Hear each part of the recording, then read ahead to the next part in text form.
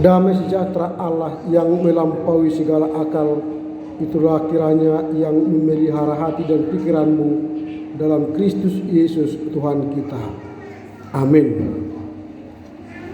Firman Tuhan yang akan menjadi bahan khotbah dalam malam Natal hari ini tertulis dalam kitab Mika pasal 5 ayat 1 sampai 4.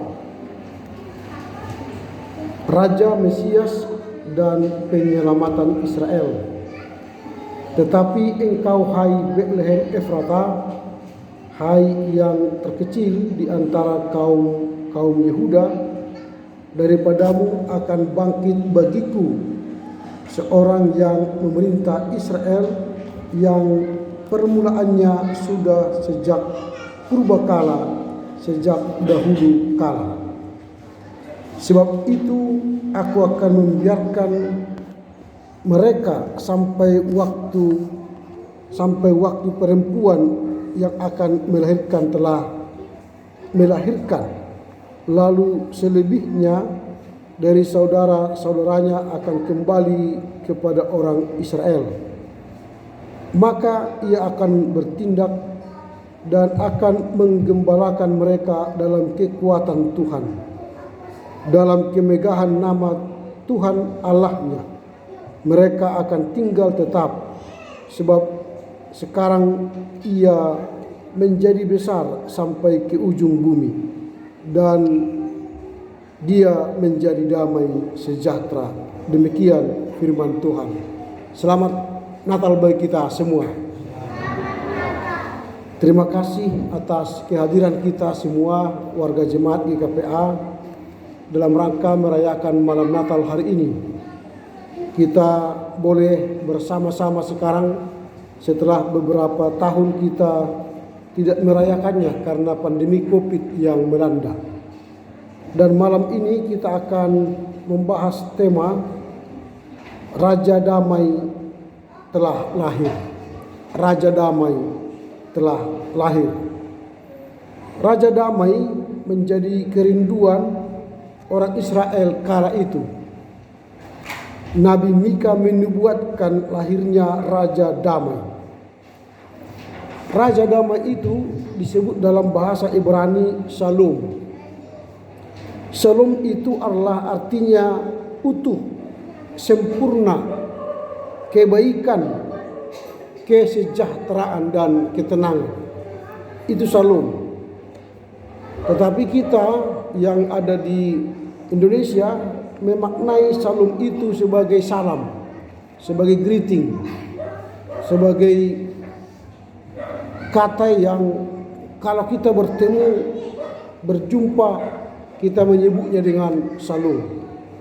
Padahal kata itu bukanlah kata yang digunakan di Israel seperti kita menggunakannya di Indonesia. Kata di Israel, kalau kita sekarang pergi ke Israel, kalau berjumpa dengan sesama, mereka mengatakan Boker Tov, Laila Tov, dan Yom Tov. Artinya selamat pagi, selamat siang, selamat malam. Mereka tidak menggunakan Shalom kalau bertemu di sana. Karena kata itu bukanlah greetings. Kata itu artinya utuh, kebaikan, sempurna, sejahtera, dan tenang. Itu arti kata itu. Tapi kita di Indonesia seolah-olah orang Ibrani kalau bertemu menggunakan Shalom. Padahal kita punya salam, yaitu Horas, selamat pagi bahasa Indonesianya. Tapi kita bertindak seperti orang Yahudi yang menggunakan bahasa Ibrani. Ini salah tempat. Maka saya tidak pernah menggunakan Shalom karena itu tidak pas penggunaannya. Karena itu bahasa Ibrani yang tidak pas penggunaannya. Jadi Raja Damai itu adalah Raja Shalom. Tapi dia tidak pernah dipanggil Shalom. Enggak ada. Jadi kita latah menggunakan kata itu. Tidak benar penggunaannya. Itu yang kita rayakan malam ini. Datang Raja Shalom yang membawa keutuhan, ketenangan, kesejahteraan, dan kesempurnaan. Tetapi ketika Raja Salom itu telah lahir, dinubuatkan oleh Mika, apakah saat itu Raja Salom itu sudah lahir? Belum. Dia hanya menubuatkan akan ada ketenangan, akan ada kesejahteraan dibawa oleh seseorang yang disebut dengan damai sejahtera. Rupanya ketika kita membaca teks ini, situasi Israel kala itu kita bisa baca pada Mika 3 ayat 2. Hai kamu yang membenci kebaikan dan yang mencintai kejahatan. Jadi situasi orang Israel kala itu adalah orang yang menyukai kejahatan dan membenci kebaikan. Itulah yang terjadi. Orang suka saling membenci, orang suka saling melakukan kejahatan, mencintai kejahatan. Mereka merobek kulit dari tubuh bangsaku dan daging dari tulang-tulangnya. Tidak hanya itu, mereka memakan daging bangsaku dan mengupas kulit dari tubuhnya. Mereka meremukkan tulang-tulangnya. Itu yang terjadi. Lalu di tengah situasi yang sangat sedih, menderita itulah Mika mengatakan akan datang Raja Damai. Sehingga ketika raja itu datang, maka tidak ada lagi orang yang melakukan kejahatan, tidak ada lagi orang yang saling membenci, tidak ada lagi orang yang saling mencobek kulit, meremukkan tulang-tulang. Tapi akan ada situasi damai, keutuhan, kesejahteraan, dan ketenangan. Itulah yang kita lihat dalam teks ini. Jadi nubuatan ini menjadi sebuah pertanda bahwa di negara atau di bangsa Israel kala itu telah hilang shalom. Hilang shalom, hilang damai. Ini yang kita lihat tadi di teks Mika 3 ayat 2 sampai ayat 5 itu. Nah, pertanyaan kita sekarang, kondisi Israel diperparah dengan hadirnya kedamaian yang semu. Tadi ada orang yang saling membenci, mencintai kejahatan. Selain itu ada orang yang mencintai yang semu, kedamaian yang semu, damai tapi semu.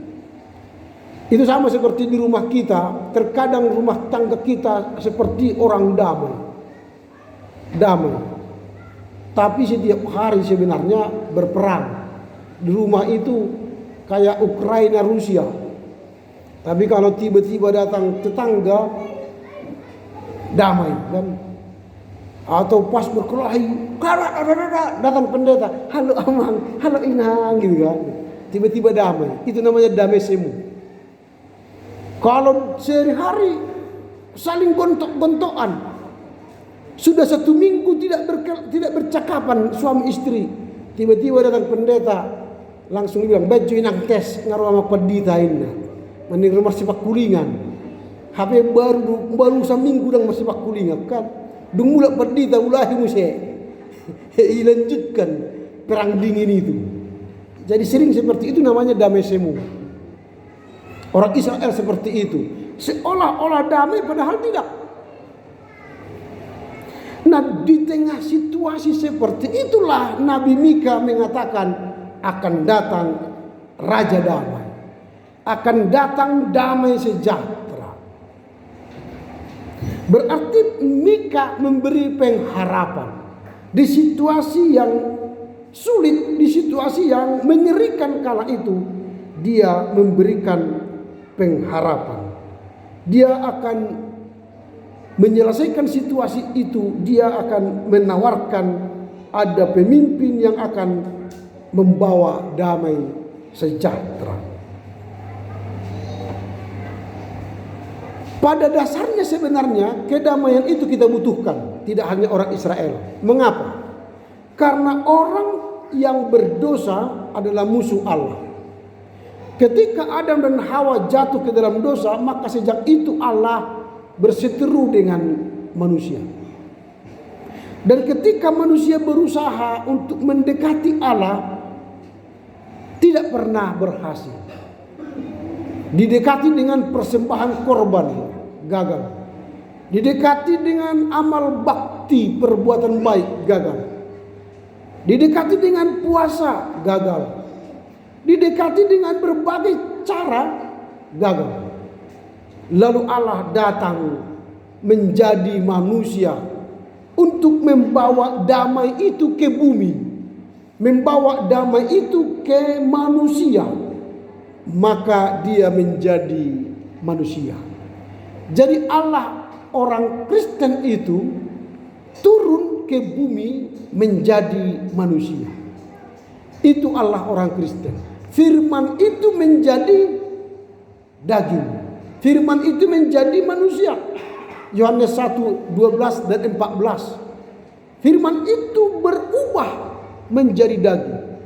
Dan Allah yang tidak pernah dilihat oleh manusia, yang jauh di sana, menjadi Allah yang dekat, yang terlihat, bisa disentuh, dirasa, menjadi Allah yang Immanuel.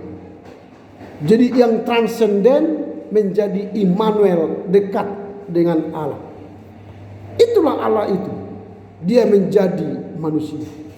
Jadi itulah orang Kristen, firman itu menjadi manusia. Kalau di agama lain, firman itu menjadi buku, menjadi kitab. Turun dari langit menjadi kitab. Itulah yang mereka bangga-banggakan kan. Kita, firman itu tidak menjadi kitab. Hati-hati kita menganggap bahwa Alkitab itulah Tuhan. Bukan. Alkitab itu bukan Tuhan. Tetapi Alkitab itu adalah buku yang menceritakan tentang Tuhan. Tetapi firman itu bukan menjadi Alkitab, tetapi firman itu menjadi manusia. Itulah yang kita rayakan malam ini. Firman menjadi manusia. Dia lahir di Bethlehem dan bertumbuh berkembang untuk membawa keselamatan bagi kita. Pertanyaan kita sekarang ialah, apakah yang dibawa oleh Raja Damai itu bagi kita? Apa yang dibawa Raja Damai itu pada malam Natal bagi jemaat GKPA Diski ini? Yang pertama, Raja Damai itu membawa kedamaian sejati, bukan kedamaian semu. Dia membawa kedamaian sejati. Apa artinya kedamaian sejati? Jangan kita anggap kedamaian sejati itu tidak ada masalah. Ketika Yesus lahir di Bethlehem, maka hilanglah segala persoalan penderitaan dari kita. Bukan itu kedamaian sejati. Kedamaian itu lahir dan ada kendati kita mengalami kesulitan, kendati kita masih mengalami sakit penyakit, kendati kita masih mengalami persoalan ekonomi, kendati kita masih mengalami misalnya pandemi COVID. Tetapi kita bisa mengalami damai, ketenangan, kesempurnaan di tengah sulit atau di tengah penderitaan. Itulah damai yang sejati. Jadi damai yang sejati bukan berarti semuanya tenang. Tidak. Nah, saya menggambarkannya seperti ini. Ada sayembara melukis damai sejahtera. Siapa yang menang nanti dia akan diberi hadiah. Ternyata dari sayembara itu hanya 2 gambar yang dapat dikirimkan. Gambar yang pertama ialah ada sebuah pohon yang tumbuh di tepi air. Lalu ada di situ pohon rindang, ada burung yang berkicau, ada buah-buahan. Lalu orang berkata, wah inilah pemenangnya karena situasinya aman dan damai. Lalu ada gambar yang kedua, ada sebuah pohon yang tumbuh di padang gurun dan dia berbuah di padang gurun itu dan banyak debu pasir. Lalu orang berkata, wah ini tidak menang ini karena gersang, tidak ada kehidupan. Masa hanya dia tumbuh satu pohon di sana. Lalu oleh penyelenggara mengumumkan pemenang dari sayembara mencari gambar damai sejahtera. Dan penyelenggara mengumumkan gambar yang menang ialah gambar yang kedua. Lalu semua orang berkata, mengapa gambar yang kedua yang menang? Itu kan kesengsaraan, penderitaan. Mana mungkin itu gambar damai sejahtera? Yang gambar yang pertama lah, dia di pinggir air bertumbuh, ada pohon-pohon yang lebat berbuah, ada burung-burung di udara. Itulah damai. Lalu penyelenggara mengatakan, damai itu tidaklah hanya dalam keadaan situasi aman, tenang, dan damai. Tetapi damai sejahtera itu ialah ketika dia di tengah penderitaan, dia masih bisa bertumbuh dan berbuah, menghasilkan buah. Itulah damai sejahtera yang sejati. Jadi jangan tunggu dulu kita kaya baru bisa memberi kedamaian. Itu salah. Jangan tunggu dulu kita punya saldo yang banyak di rekening kita baru kita mengatakan aku sudah damai sejahtera. Oh tidak. Ada banyak orang rekeningnya, saldonya selalu minta maaf kan, tetapi tidurnya nyenyak, mukor. Tapi ada banyak orang saldonya triliun, tapi tidak bisa tidur karena berpikir bagaimana nanti kalau jangan-jangan pencuri datang, jangan-jangan ada orang yang membunuh saya, jangan-jangan ada orang yang akan menghancurkan usaha saya. Hancur karena di mana hartamu di situ hatimu. Kalau hartanya ada puluhan tempat, hatinya di situ terus, makanya nggak tidur dia. Tapi orang yang hartanya tadi saldonya tidak cukup, ngapain dipikirkannya? Mau dicuri orang ya ambil aja, kan nggak ada apa-apa. Tenang dia. Itu jadi pohon kurma itu tumbuh di padang gurun ketika dia akarnya menancap dalam, menemukan air sampai kedalaman yang dalam, bisa 100 meter. Dia dapat air, baru dia bertumbuh. Dan ketika panas terik atau kekeringan bertahun-tahun pun, kurma tidak pernah mati. Tapi dia terus hidup, bertumbuh dan memberi buah. Itulah damai sejati. Jadi kalaupun keluarga kita mungkin masih belum seperti suasana yang di tepi air tadi, yang tumbuh airnya berbuah, tenang, ada burung. Dan kita hanya seperti gurun yang kering, tapi kita memberi buah, memberi berkat, hidup kita jadi berkat. Itulah damai yang sejati. Jadi warga jemaat GKPA, jangan tunggu dulu kita kaya lalu kita bahagia. Gak akan ada itu. Jangan tunggu dulu sukses baru bahagia, gak akan ada itu. Mauldo mencapai itu. Tapi kalaupun hidup kita sekarang pas-pasan, hiduplah dalam damai yang sejati. Kalaupun tidak ada yang banyak dalam diri kita, yang ada pada kita itu pun beri kepada Tuhan. Itulah damai sejahtera yang sejati. Yesus datang membawa damai sejahtera yang sejati. Allah datang menjadi manusia di Bethlehem. Bukan berarti dia tidak punya kebahagiaan di sorga. Dia punya kebahagiaan. Tapi dia mau menderita, lahir di kandang domba hanya untuk membawa damai yang sejati. Yesus tidak serta-merta menghilangkan penderitaan umat. Kalaupun dia lahir pada malam itu di Bethlehem, bukan berarti langsung hilang bim salabim penderitaan. Tidak. Manusia tetap menderita, tapi di tengah penderitaannya dia merasa damai sejahtera. Karena apa?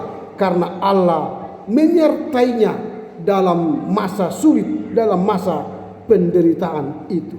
Yesus menawarkan damai yang kekal. yang memberi dia keselamatan kekal, kendati hidupnya masih dalam penderitaan. Ini yang pertama. Kedua, Raja Damai itu membawa kita pendamaian dengan Bapa. Saya katakan tadi, dengan jatuhnya manusia ke dalam dosa, manusia telah jauh dari Allah. Tidak bisa menyentuh Allah. Dia berusaha dengan segala kebaikan, amal, kurban bakaran, ibadah, puasa, tidak bisa mendekatkan dirinya kepada Tuhan. Lalu Allah yang mendekatkan diri kepada manusia dengan cara menjadi manusia. Jadi Allah berinisiatif menjadi manusia supaya kita dekat dengan Allah. Jadi kelahiran Yesus di Bethlehem itu mendamaikan kita dengan Allah. Allah berdamai dengan manusia yang berdosa, yang adalah seterunya. Maka Natal adalah masa berdamai. Itu sebab pada masa-masa Natal sekarang, nanti berdatanganlah WA dari orang-orang yang tidak pernah kita sapa selama ini. Datang nanti WA, nanti tidak bisa kita jawab. Saya sudah banyak itu WA, nggak bisa jawab. Karena datang, halo Amang, udah lama nggak bersay hello, bagaimana kabar? Di-refresh lagi pertemanan kita, hubungan kita. Udah lama nggak jumpa, disapa lagi. Nah, ini nanti masa Natal. Jadi Natal itu mendamaikan Allah dan manusia, juga mendamaikan kita dengan kita. Mungkin dengan tetangga selama ini sudah bertahun-tahun tidak bertegur sapa, nanti pulang dari gereja, halo namberu lae, buado kabar, sehat-sehat do. Wah, tumben, kan itu kan, tumben sudah bertahun-tahun enggak ditegur. Kenapa dia habis ditegur saya? Ini kan Natal. Kita berdamailah, kan gitu kan. Yesus aja turun ke bumi untuk mendamaikan Allah dan manusia. Masa kita tidak bisa berdamai dengan tetangga kan? Berdamai dengan tulang, berdamai dengan namberu kan? Berdamai dengan siapa pun. Berdamailah. Supaya damai itu kita rasakan. Ini Allah telah menjadi berdamai. Manusia telah berdamai dengan Allah. Paulus berkata begini, karena dia yang dahulu jauh di sana, ini yang disebut Kristus yang dahulu jauh sudah menjadi dekat oleh darah Kristus. Jadi Allah yang dahulu jauh, yang transenden, telah menjadi dekat melalui kelahiran Yesus dan melalui darah Kristus. Artinya Natal itu membawa kita semakin dekat. Dekat dengan Allah, pemilik dan pencipta dunia ini. Ini yang kita lihat. Apa artinya Raja Damai itu datang? Apa yang dia bawa? Yang dia bawa pertama tadi damai yang sejati. Yang kedua, dia membawa pendamaian manusia dengan Allah. Artinya damai itu memberikan hubungan yang baru antara manusia dengan Allah. Apa yang hendak kita renungkan pada malam Natal ini, sehingga kita pulang dengan damai sejahtera merayakan Natal. Tapi ada, sebelum saya menyampaikan apa yang perlu kita renungkan pada malam Natal ini, ada juga pengajaran yang salah menurut saya pada perayaan Natal. Saya pernah dengar khotbah pendeta atau para penginjil atau di ibadah-ibadah Natal begini ya, ini salah. Menurut saya salah, harus saya koreksi. Natal itu bukanlah happy birthday. Ya, Natal itu bukan happy birthday bagi Yesus. Ini sering dikatakan pengkhotbah. Siapa yang ulang tahun hari ini? Yesus. Wow. Dalam terminologi agama Kristen tidak ada happy birthday selama ulang tahun kepada Yesus, tidak ada. Yang kita rayakan adalah Natal. Natal itu artinya peringatan akan kelahiran Yesus, bukan ulang tahun Yesus. Beda ya. Nanti kalau kita rayakan hari ini adalah ulang tahun Yesus, nanti jangan-jangan orang Kristen pun merayakan ulang tahun bapaknya, mamanya yang meninggal. Oh, Yesus itu kan hidup, maka kita rayakan ulang tahunnya. Salah. Yesus sudah mati dan naik ke surga. Dan dia akan datang ke bumi kali kedua nanti untuk apa? Menghakimi orang yang hidup dan mati. Kalau kita rayakan sekarang ulang tahun Yesus, berarti Yesus sudah turun kan? Berarti kalian dihakimi sekarang yang hidup dan yang mati ini. Apakah sudah dihakimi? Belum. Ini pengajaran sesat. Jadi tidak ada ulang tahun Yesus di bumi ini. Yang ada adalah Natal. Jadi dilanjutkan lagi. Ulang tahun Yesus hari ini. Bawa kadomu. Wah, ini makin sesat lagi. Jadi Yesus itu seperti anak-anak yang bawa kado ulang tahun. Makanya di pohon Natal itu sering banyak kado kan. Karena ajarannya sesat. Yang dibawa itu orang-orang Majus ialah emas, mur dan kemenyan. Itu yang disembahkan kepada Yesus. Bukan kado ulang tahun. Ini harus tegas di dalam Kristen. Saya risih sekali mendengar pengkhotbah yang mengatakan hari ini adalah hari ulang tahun Yesus. Enggak. Ini bukan hari ulang tahun Yesus. Yesus sudah mati dan naik ke surga. Yang ulang tahun itu ialah orang yang hidup. Kalau kalian ulang tahun, rayakan. Tapi kalau sudah mati, jangan rayakan. Gak ada orang yang merayakan ulang tahun. Paling mengenang. Mengenang kematian Insinyur Soekarno ada. Mengenang kematian Nomensen ada.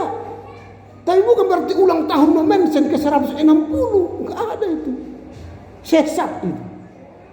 Jadi ulang tahun itu adalah orang yang masih hidup dirayakan. Bisalah dia duduk di situ happy birthday kan. Selamat ulang tahun. Itu baru pas. Misalnya cocok besok saya kan ulang tahun. Kalian bilang ulang tahun cocok. Tapi bukan berarti Yesus yang ulang tahun. Yesus itu kita rayakan hari lahirnya di bumi ini. Itu ya. Oke, itu hanya sekedar ekskurs tadi. Apa yang mau kita bawa pulang dalam malam Natal ini? Yang pertama, Raja Damai itu akan mendatangkan sukacita, kegembiraan dalam hubungan dengan diri sendiri maupun dengan orang lain. Jadi Yesus yang kita rayakan telah lahir di Betlehem kala itu membawa damai. Dia datang ke bumi membawa damai. Dia datang ke bumi memberi diri untuk mendamaikan kita dengan Allah. Jadi Natal itu adalah memberi apa yang ada pada kita supaya terjadi damai sejahtera. Jadi bukan Natal meminta-minta. Salah. Kalau memang kita katakan saya mau ulang tahun tapi dananya saya minta-minta, itu kan kurang sopan. Saya mau ulang tahun besok misalnya, tapi kumpul, saya mau ulang tahun. Itu kan kurang sopan. Kalau ada danaku, undang orang bersukacita. Kalau tidak ada, jangan. Makanya tadi saya katakan Yesus bukan bukan orang perayaan ulang tahun. Makanya Natal itu harus memberi, bukan membuat Natal meraup untung, meminta. Datang Natal buat proposal kan, sehingga pada masa Natal orang menghindari proposal. Proposal Natal persautahun, Natal gereja, Natal punguan, Natal takut kan kali 50.000, kali 5 250. Iya kan? Orang sekarang jadi menghindar merayakan Natal. Datang, wah minta bantuan ini bantuan ini. Makanya orang-orang Eropa tidak mau lagi merayakan Natal. Orang Australia pun tidak mau merayakan Natal karena takut tadi kebanyakan proposal. Jadi rayakanlah Natal dengan damai. Memberi, bukan meminta-minta. Apalagi kita meminta kepada pemerintah kan, buat proposal untuk. Padahal ulang tahun Yesus kita katakan Yesus maha besar, maha kaya, tapi minta lagi kepada pemerintah dana Natal. Menurut saya itu tidak masuk akal. Saya tidak suka dengan perayaan-perayaan seperti ini. Lebih baik tidak usah merayakan Natal yang wah. Karena Yesus lahir di Betlehem pun tidak wah. Hanya Yusuf dan Maria dan dombanya di situ kan. Sepi. Kita merayakan Natal seperti pesta pora. Undang artis dari Jakarta. Kepada artis beri penginapan, tiket, dan sangu. Misalnya 10 juta kan. Padahal kepada pendeta yang berkhotbah yang membawa kabar baik diberi 500 ribu. Sudah hebat itu. Tapi kepada artis yang menggoyang-goyang begini 10 juta free tiket dan penginapan. Pendeta yang sudah berkhotbah supaya kita mengerti Raja Damai kasih 500 ribu. Saya tidak masuk akal saya seperti itu. Lebih baik tidak usah undang artis, tapi berilah kepada pengkhotbah yang selayaknya. Karena itulah berita Natal. Bukan artis itu berita Natal. Ini namanya perayaan Natal yang salah kaprah menurut saya. Jadi Natal itu harus membawa damai. Jadi pulang nanti ke rumah, senyumlah dengan ibu, istri, suami, anak-anak. Damai itu memberi senyum, memberi damai, ya, memberi apa yang ada pada diriku untuk orang lain supaya ada damai, sukacita, ketenangan, kesejahteraan. Itu yang pertama. Yang kedua, Raja Damai itu memberi semangat hidup dan semangat kerja. Kalau Yesus yang di Betlehem itu lahir memberi semangat menantang hidup yang penuh penderitaan, masa dia mengetok pintu orang lain supaya bisa lahir di sana? Nggak bisa. Penginapan tidak ada lagi, hanya menginap di kandang domba. Lalu apakah Yesus langsung menyerah ketika di kandang domba yang tempat bisa melahirkan, tempat dia dilahirkan? Tidak, tapi dia semangat. Yusuf dan Maria semangat, walau di kandang domba tetap lahiran itu terjadi. Jadi Natal itu adalah semangat. Damai sejahtera itu adalah semangat.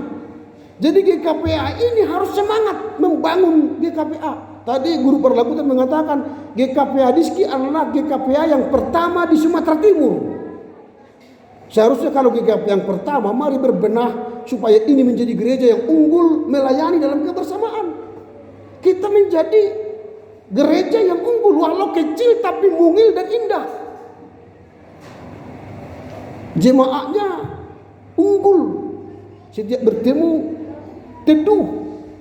Itu kan tata nilai kita kan teduh, tangguh, efektif, efisien, damai, unggul dan hormat. Jadi setiap bertemu, wah kalau GKP Rizki itu luar biasa. Kecilnya tapi menyambut tamu luar biasa. Kalaupun nanti ada jadwal di sini pertanyaan P2R, ada nanti di sini sermon resort, ada di sini entah apapun kegiatan, tidak pernah menolak. Karena apa? Kita adalah jemaat yang semangat bekerja, semangat melayani. Itu yang kedua. Jadi rumah pun nanti semangatlah. Jangan ada yang loyo merayakan Natal. Yang ketiga terakhir, Raja Damai itu melampaui segala keraguan, melampaui segala ketidaklayakan, melampaui segala permasalahan hidup kita. Yesus lahir di tempat tidak layak, tetapi ketidaklayakan itu dilampaui karena kasih-Nya. Yesus lahir dalam kelemah lembutan mungkin, ketidakberdayaan, tetapi dia mampu membawa pengaruh yang luar biasa. Pengikutnya luar biasa di dunia ini. Tetapi dia tidak pernah kalah. Walau dihina, walau dia pun akhirnya mati di Golgota. Inilah Yesus. Jadi Natal itu kita rayakan, kita harus melampaui ketidaklayakan, melampaui penderitaan. Jangan berhenti pada penderitaan, tapi penderitaan itu menjadi alat kita untuk meraih damai sejahtera. Kiranya melalui Natal ini seluruh keluarga besar GKPA yang ada di Diski ini menanti lahirnya Raja Damai kali kedua, yaitu datang untuk menghakimi orang yang hidup dan yang mati. Amin. Kita berdoa. Terima kasih Bapa, firman-Mu telah kami dengar, mengurai supaya kami mengerti Raja Damai telah lahir. Yesus telah lahir kala itu di Betlehem. Kelahiran Yesus bukan menghentikan penderitaan, tetapi memberikan damai sejahtera yang sejati. Kami tidak berhenti pada penderitaan persoalan hidup yang kami alami, tapi kami merasakan damai walau di tengah kesulitan, di tengah penderitaan. Kami merasakan damai sejahtera karena kami telah berdamai dengan Allah. Kelahiran Yesus di Bethlehem adalah wujud pendamaian manusia dengan Allah. Manusia yang berdosa yang adalah seteru Allah telah berdamai dengan Allah yang Maha Kudus. Rela menjadi manusia untuk memahami kemanusiaan, memahami persoalan kemanusiaan, dan mengangkat manusia yang hina untuk memperoleh hidup yang kekal. Kami akan pulang dalam rangka merayakan Natal ini supaya kami pulang dengan mendatangkan sukacita, kegembiraan, dan hubungan dengan orang lain supaya damai terjadi. Kami bersemangat dalam merayakan Natal karena kami tidak berhenti pada ketidaklayakan. Kami tidak berhenti pada penderitaan, tapi kami akan melawan segalanya itu dengan semangat Natal. Kami akan melampaui segala keraguan, ketidaklayakan, dan permasalahan hidup, sehingga Natal itu menjadikan damai, ketenangan, kesejahteraan dalam hidup kami. Mampukan kami mengerti, memahami makna Natal malam ini, karena kami yakin Raja Damai yang telah lahir itu akan hadir dalam kehidupan kami sehari-hari. Amin.